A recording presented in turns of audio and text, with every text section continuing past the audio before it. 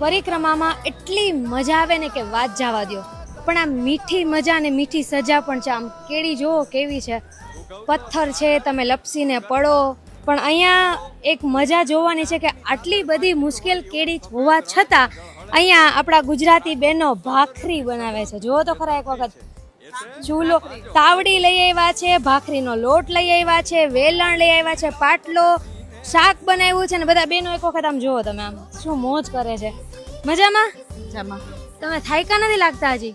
ના, થાક ઉતરી ગયો છું અત્યારે. થાક ઉતરી ગયો. ભાખરી બને છે ગરમા ગરમ, એ મમ્મીના હાથની, એટલે આમ છોકરીને તો મજા આવી ગઈ. કેવું કા તૈયાર હાથે જમવા મળે, બાફેલા બટેટા છોલીને દેવાના મમ્મીને.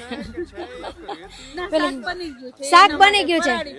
અચ્છા, ફરાળી બનાવે છે, 11 છે એના માટે થઈને. ગુજરાતી લોકો ખાવા માટે કોઈ દિવસ ક્યાંય જ બાકી ન રાખે. એ પછી બીજેથી જમવાનું હોય કે જાતે બનાવીને જમવાનું હોય, જંગલમાં મંગલ. મજા કરી લે છે બધા લોકો.